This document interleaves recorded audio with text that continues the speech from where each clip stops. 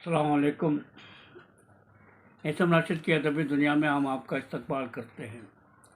تو دوستو، پیش خدمت ہے آپ کا پسندیدہ کالم، جی ہاں، لندن ڈائری۔ آج اتوار کا دن ہے اور ہر اتوار کے دن آپ بے صبری سے انتظار کرتے ہیں، اپنے پسندیدہ کالم سننے کے لیے بے چین رہتے ہیں۔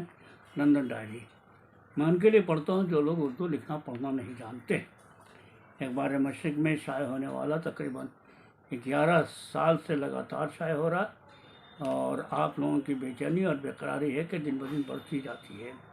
تو دوستو، پیش خدمت ہے آپ کا پسندیدہ کالم لندن ڈائری، جس کے کالم نگار ہیں فہیم اختر۔ آج ان کا عنوان ہے مکافات عمل۔ بچپن میں اکثر بڑی بوڑھیوں جب اپنے رشتہ داروں یا پڑوسیوں سے عاجز اور بیزار ہوئی یا کسی سے ناراض ہوئی تو غصے میں اس شخص کو کہتی کہ اللہ نے چاہا تو تیرا حشر بہت برا ہوگا، یا جیسا تو نے میرے ساتھ کیا ہے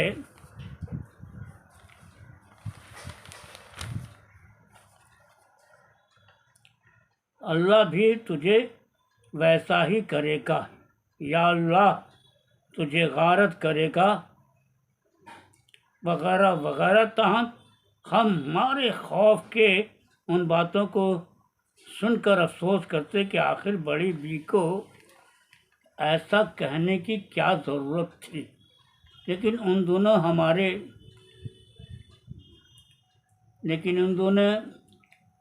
بیچارے مجبور لوگوں کا کوئی سننے والا کون ہوتا تھا؟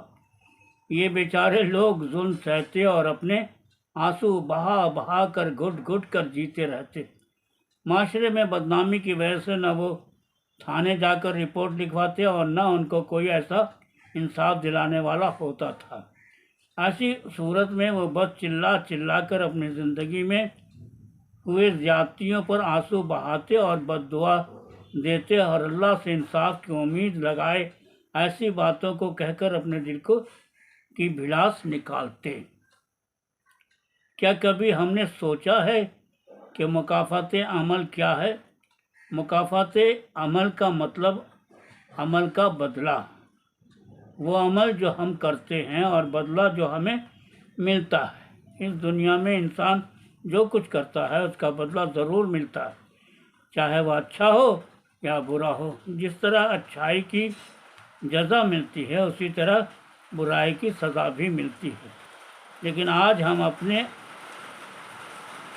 نفس کے غلام ہو چکے ہیں اور صرف اپنے مفاد کے لیے ہی ہر کام کرنا چاہتے ہیں۔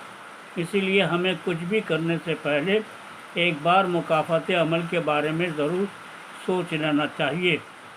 تبھی تو کہتے ہیں کہ اللہ ہمارے دلوں کے حال کو جانتا ہے۔ اگر ہم اپنے ارد گرد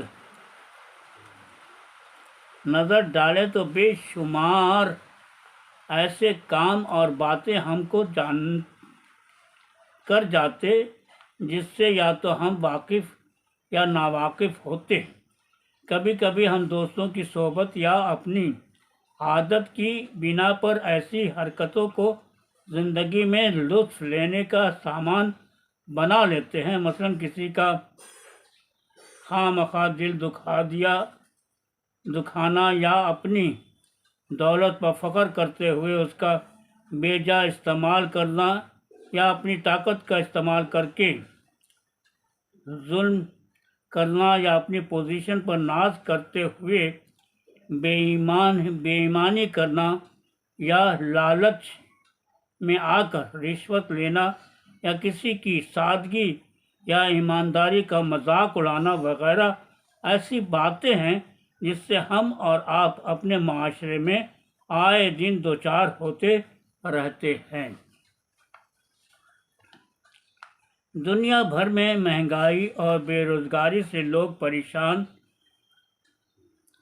مایوس اور بیزار ہیں، جس کی ایک وجہ کورونا کے بعد کا اثر، معاشی بدحالی اور روس اور یوکرین کی جنگ ہے۔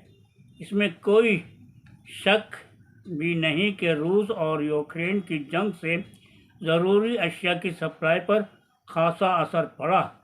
خبروں میں اس کی وجہ کبھی جنگ تو کبھی برطانیہ یورپ سے نکلنا تو کبھی بدلتے موسم جیسی وجہ بتائی جا رہی۔ عام انسان کی زندگی بری طرح متاثر ہے اور سمجھ میں یہ نہیں آ رہا کہ اس کا حل کیا ہے۔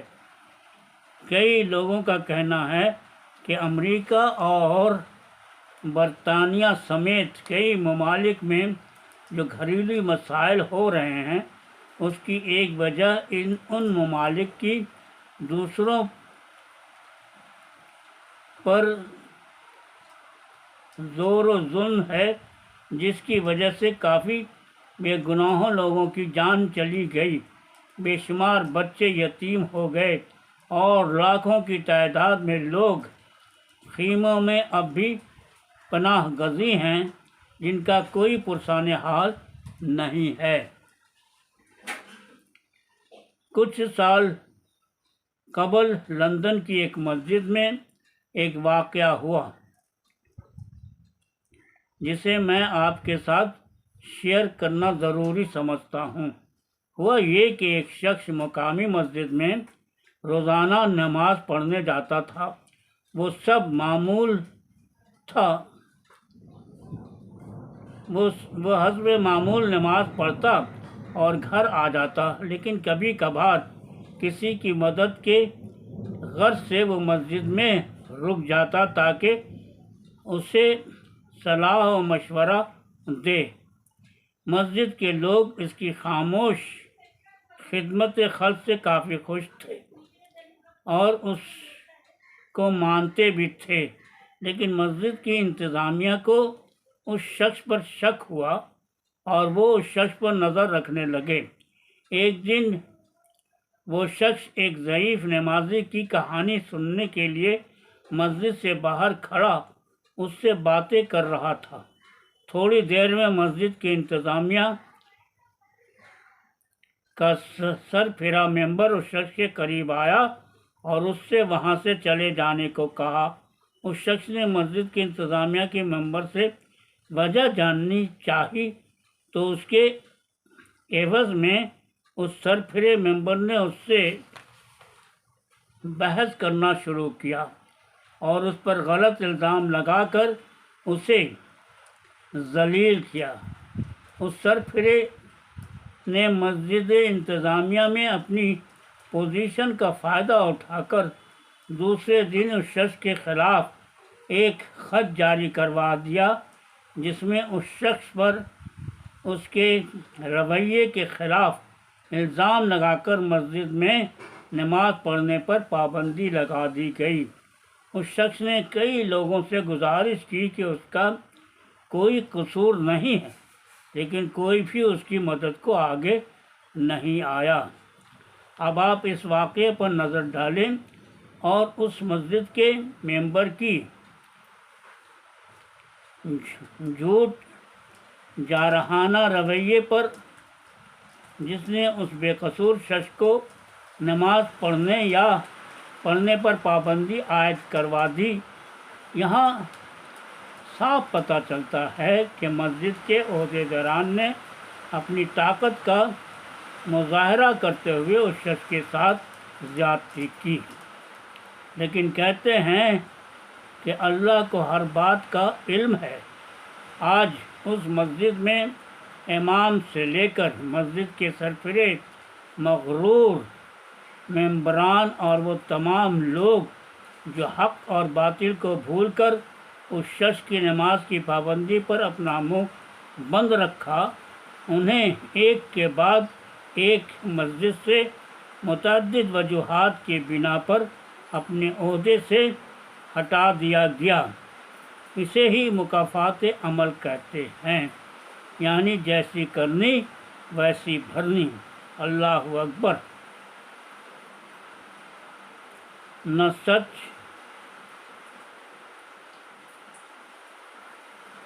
اللہ اکبر، سچ اللہ عظیم ہے اور اسے ہماری تمام باتوں کا علم ہے، وہ ہماری دلوں کا حال جانتا ہے۔ رمضان کے اس مبارک مہینے میں جہاں ہم سب اجتماعی طور پر عبادت کر کے اپنی گناہوں کی معافی مانگ رہے ہیں، تو وہیں اپنے روزے اور نماز کی ادائیگی سے اللہ سے امید بھی رکھتے ہیں۔ اس میں کوئی شک نہیں کہ ہم انسانوں نے جس قدر مظلوموں پر ظلم، غریبوں پر تنگی، لوگوں کو گمراہ کرنا، زمینوں کو ہڑپ کرنا، کاروبار میں بدنیتی، جھوٹی شہرت، حق اور باطل پر خاموش، ہر چیز درست ناجائز کو جائز ماننا، حرام اور حلال میں کوئی فرق نہیں،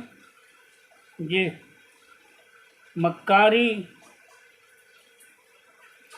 جلن، حسد اور ایسی کئی باتیں جو ہمارے اور آپ کی آنکھوں کے سامنے روز ہو رہی ہیں، اور ہم ایک تماشائی کی طرح بے حس بنے ہوئے، جس سے ہماری پریشانیاں دن بدن بڑھتی جا رہی، اور یہ تمام پریشانیوں اور مایوسی ہمیں کسی نہ کسی معاملے میں الجھائے رکھتی، جس سے ہم غافل ہوتے ہیں۔ اس سے یہی ظاہر ہوتا ہے کہ اللہ ہماری کرتوتوں سے ہمیں اس عذاب میں ڈال کر ہمارا امتحان لے رہا ہے۔ تو دوستو، ابھی آپ اسم راشد کے ادب دنیا میں اپنا پسندیدہ کالم جہاد لندن ڈائری سن رہے تھے، جو اخبار مشرق میں شائع ہوتا آ رہا ہے۔ تو میں پھر سے کہتا ہوں، میں ان کے لیے پڑھتا ہوں جو لوگ اردو لکھنا پڑھنا نہیں جانتے ہیں۔ تو آج کا عنوان تھا جناب فہیم اختر صاحب کا مکافات عمل۔